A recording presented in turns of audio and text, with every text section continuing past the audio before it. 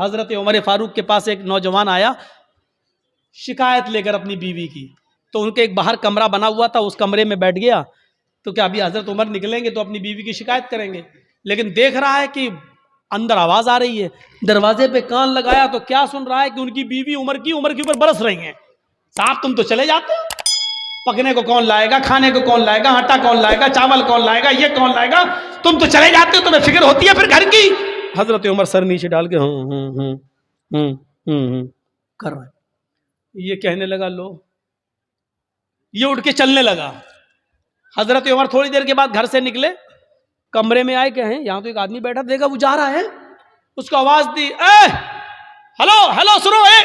اس نے پیچھے مڑ کے دیکھا, ادھر آؤ ادھر ادھر. جی تم تو میرے پاس آئے تھے نا. جی ہاں بولو کس کام سے آئے تھے. نہیں امیر المومنین اب وہ کوئی کام نہیں ہے میرا, میں جا رہا ہوں. ارے نہیں تم اتنی دور سے آئے, کام بتاؤ, کیا کام تھا بتاؤ تو صحیح. کہا وہ میرا کیا کام تھا وہ تھا, لیکن وہ آپ کے بس کا نہیں ہے. میں امیر المومنین ہوں, میرے بس کا نہیں ہے. مجھے لوگوں کی خدمت کے لیے لوگوں نے امیر بنایا اور میرے بس کا نہیں ہے. کہا امیر المومنین میری بیوی مجھے الٹا سیدھا بولتی ہے, اتنا بولتی ہے میں سن نہیں پاتا ہوں. میں یہ شکایت لے کے آیا, میں نے سوچا آپ سے کریں گے. سن رہا ہوں یا دیکھتا ہوں کہ آپ تو خود ہی اسی بیماری میں مبتلا ہیں, آپ تو خود اپنی بیوی کے سن رہے ہیں. تو میں نے سوچا کہ جب آپ خود اپنا علاج نہیں کر پا رہے تو میرا کیا کریں گے. میں چل دیا. کہا بیٹھو. سنو. کہا کیا.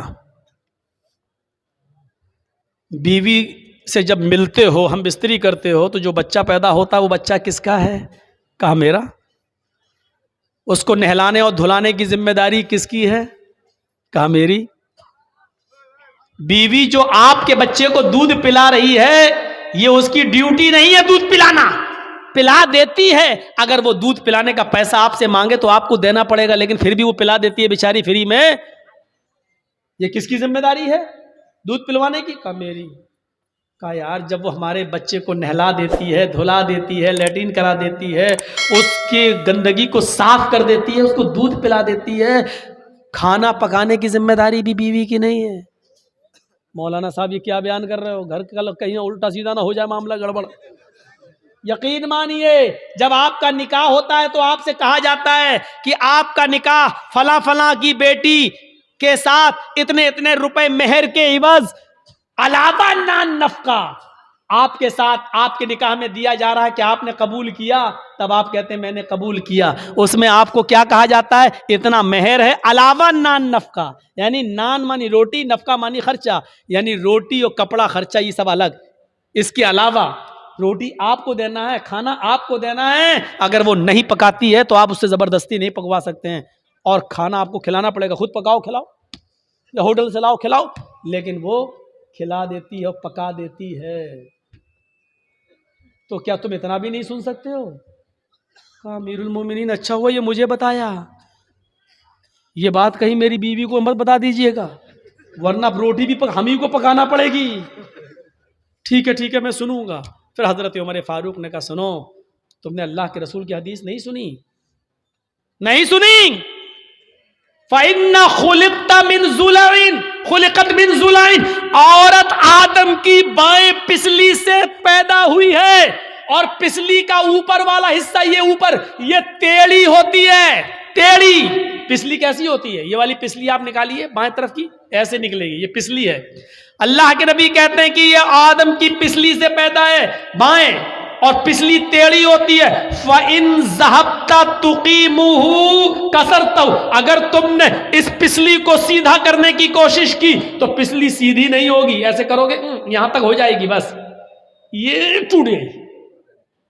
ٹوٹ جائے گی, سیدھی نہیں ہوگی. فَإِن ذَهَبْتَ تُقِيمُهُ كَسَرْتَهُ, اگر تم نے پسلی کو سیدھا کیا تو توڑ دو گے, اور اگر ایسے ہی چھوڑ دیا تو ٹیڑھی رہے گی. اب بتاؤ ٹیڑھی رکھنا برداشت ہے یا توڑنا برداشت ہے. نہیں ٹیڑھی رکھنا سیدھا ہے, صحیح ہے. توڑنے کا مطلب طلاق, یعنی عورت طلاق لے لے گی یہ گوارا ہے, لیکن تم چاہو کہ سدھر جائے, پوری نہیں سدھرے گی. یہ یاد رکھنا. میری بہنیں برا مان رہی ہوں کہ ہم کو اتنا برا کہہ رہا ہے. میں کیا کہہ رہا ہوں, اللہ کے نبی نے فرمایا, اللہ کے رسول کو بھی سننا پڑتی تھی.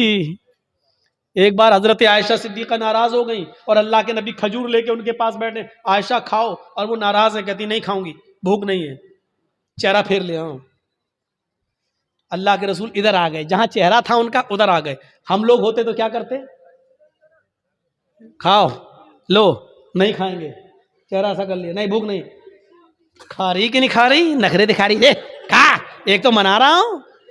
ہم لوگ ادھر نہیں جائیں گے، اللہ کے رسول نے ادھر آ گئے، کھاؤ عائشہ کھاؤ، میں نے کہا نا مجھے بھوک نہیں ہے، پھر چہرہ گھما لیا، آپ پھر ادھر آ گئے، عائشہ نہیں، زیادہ نہیں، چلو کھاؤ، غصہ تھوکو، بسم اللہ، اللہ کے نام سے شروع کرو، چلو اللہ کا نام لو، کھاؤ۔ حضرت عائشہ بھی جانتی تھی زیادہ نہیں کہلوانا چاہیے، 2 بار کہلوایا، تیسری بار موقع نہیں دیا، لیکن طنز مار دیا، کھجور اٹھا کے کہنے کھاؤ، ایسے بسم اللہ، اللہ کا نام لے کے کھاؤ۔ اس سے پہلے کہ میں اپنے باپ کا نام لے کے کھاتی تھی، اللہ ہی کا نام لے کے کھاتی تھی، یہ کہا اور کھانا شروع کر دیا۔ یہ تھی میاں بیوی کی نوک جھونک، کوئی بری بات نہیں ہے، لیکن منانے کا اسٹائل دیکھو، لے کھاؤ، نہیں ہم لوگوں کی طرح نہیں، دکھا نخرے مت دکھا، چل کھا لے، منا رہے ہیں نا ابھی۔ اللہ کے رسول نے ایسا کبھی نہیں کہا، لو آ گئے ادھر، یہ ہوتا تھا۔ حضرت عمر نے کہا اگر اللہ کے نبی نے کہا اگر تم اس کو سیدھا کرو گے تو ٹوٹ جائے گی، اور ایسے ہی چھوڑ دو گے تو ٹیڑھی رہے گی، یعنی کچھ ٹیڑھا پن منظور کر لو، عورت کے اندر کچھ کمیاں ہیں برداشت کر لو، لیکن سیدھا کرنے کی کوشش کرو گے تو ٹوٹ جائے گی، طلاق ہو جائے گی۔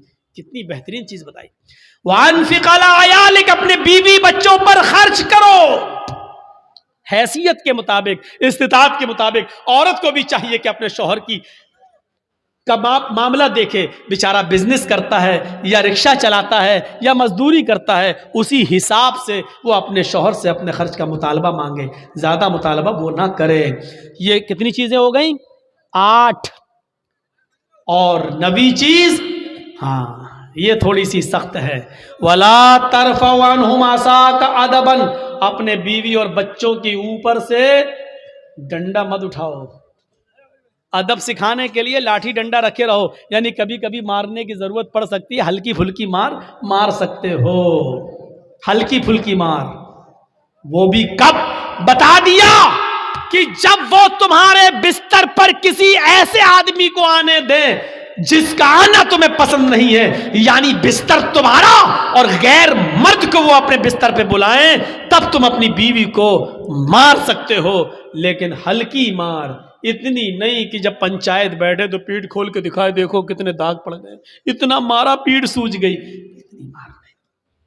وہ بھی ایک بات پر بس، کب؟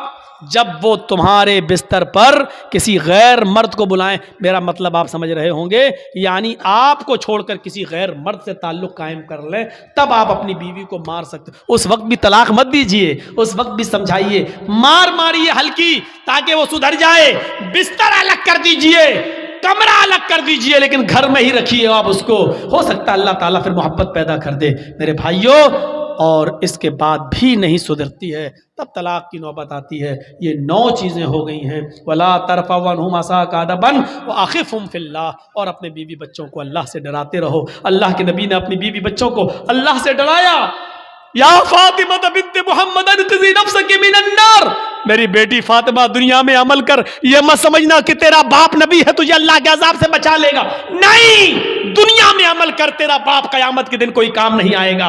سلینی من مالی ما شئت انی لا اغنی عنک من اللہ شیئا، میری بیٹی دنیا میں جو چاہے مجھ سے مانگ لے، جو لینا چاہے مجھ سے لے لے، میں دینے کے لیے تیار ہوں، لیکن قیامت کے دن میں تجھے اللہ کے عذاب سے نہیں بچا بول پایا۔ 8ویں چیز کیا ہے؟ وَأَنفِقْ عَلَىٰ عَيَالِكَ مِن طُولِكَ، اپنی فیملی پر، اپنے بیوی اور اپنے بچوں پر ضرورت کے مطابق خرچ کرو، کنجوسی مت کرو۔ بیوی کو خرچہ دو جتنا دے سکتے ہو، جتنا مناسب ہے، بچوں کی پڑھائی لکھائی کا خرچہ، بیوی کا خرچہ، کپڑا لتا، کھانا پینا۔ میری بہنیں اگر ہیں تو سنو، آج تمہیں خوش کر دیتا ہوں، اگر تمہارا پتی تمہیں پورا خرچہ نہیں دیتا ہے تو تم اپنے پتی کی جیب سے اتنا پیسہ اس کو بتائے بغیر لے سکتی ہو جتنی تمہیں ضرورت ہے۔ معاف کیجئے گا، 150 روپے ساڑی کی ضرورت ہے تو 3000 مت لینا، میں یہ باتیں بہت کم بتاتا ہوں، اس لیے کہ ایک جلسے میں ہم اپنی بیوی کو لے کر گئے تھے اور وہاں ہم نے یہ بتا دیا، دوسرے دن میری ہی جیب سے 5,000 غائب ہو گئے. تو اس لیے تھوڑا ڈر لگتا ہے، عورتیں ناجائز فائدہ اٹھانے لگتی ہیں. پھر بیویوں کو چاہیے کہ وہ اپنے شوہر کی جیب سے اتنا لیں جتنے میں بچوں کا، اور وہ بغیر بتائے بھی لے سکتی ہے، اس کو چوری میں نہیں لکھا جائے گا، کیونکہ عورت آپ کے پیسوں کی حقدار ہے اور آپ اپنے بچوں پر خرچ کریں، یہ آپ کی ذمہ داری بنتی ہے. بہت زیادہ نہیں، بالکل کنجوسی بھی نہیں. اب آدھا کلو گوشت کی ضرورت ہے، آپ 250 گرام لا کے دینا، اتنی پکا چل، یہ بھی نہیں خرچ کیجیے. میاں بیوی میں بہت پیار محبت بھی ہونی چاہیے. اور سنو، عورتیں اگر کبھی غصہ ہوں تو شوہروں کو چاہیے، آپ لوگوں کو، ہمیں اور آپ کو، کہ ان کی کچھ سن لیں. ضروری نہیں کہ اپنی بیوی کی ہر بات کا جواب